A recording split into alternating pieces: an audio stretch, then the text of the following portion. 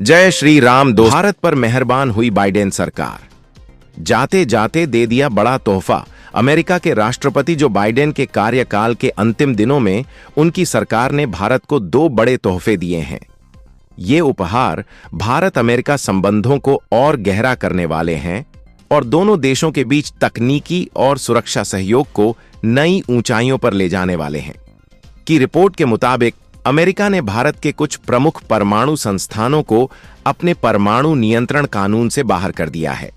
अमेरिकी उद्योग और सुरक्षा ब्यूरो BIS ने भाभा परमाणु अनुसंधान केंद्र BARC, इंदिरा गांधी परमाणु अनुसंधान केंद्र IGCR और Indian rare earths limited IREL को अपनी एंटिटी लिस्ट से हटा दिया है। एंटिटी लिस्ट का इस्तेमाल अमेरिका उन संगठनों पर व्यापारिक प्रतिबंध लगाने के लिए करता है जो अमेरिकी राष्ट्रीय सुरक्षा या विदेश नीति के लिए खतरा बन सकते हैं। इस सूची से बाहर होने का मतलब है कि अब ये भारतीय संस्थान अमेरिकी तकनीक और उपकरणों का उपयोग बिना किसी विशेष प्रतिबंध के कर सकेंगे। दूसरे बड़े तोहफे के रूप में अमेरिका ने भारत को एडवांस AI चिप्स फायदा उठाने के लिए बिना किसी रोक टोक की अनुमति दी है। यह कदम भारत को उन 18 देशों की सूची में शामिल करता है जिन्हें ये विशेष तकनीकी सुविधाएं मिलती हैं। जहां अमेरिका ने भारत के लिए ये रियायतें दी हैं, वहीं चीन के 11 संगठनों को एंटिटी लिस्ट में जोड़ा गया है।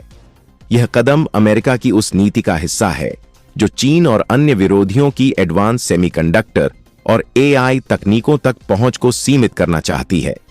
अमेरिकी राष्ट्रीय सुरक्षा सलाहकार जेक सुलिवन ने दिल्ली IIT में बताया कि प्रधानमंत्री नरेंद्र मोदी के पिछले अमेरिकी दौरे के दौरान NSA अजीत डोभाल और विदेश मंत्री S जयशंकर के साथ मुलाकात में इन पर लगे बैन को हटाने पर चर्चा हुई थी। उन्होंने बताया कि अमेरिका ने लगभग 20 साल पहले असैन्य परमाणु सहयोग के एक परियोजना पर काम करना शुरू किया था, लेकिन इसे पूरी तरह साकार करने का समय अब आया है। ये कदम भारत और अमेरिका के बीच रणनीतिक साझेदारी को और मजबूत करेंगे, खासकर तकनीकी और सुरक्षा क्षेत्रों में। अमेरिका का यह कदम वैश्विक शक्ति संतुलन में भारत की बढ़ती भूमिका को भी दर्शाता है। इन रियायतों से भारत को अपनी रक्षा, ऊर्जा और तकनीकी क्षमताओं में जबरदस्त सुधार करने का अवसर मिलेगा, जो दोनों देशों के संबंधों को नई ऊंचाई पर ले जाएगा।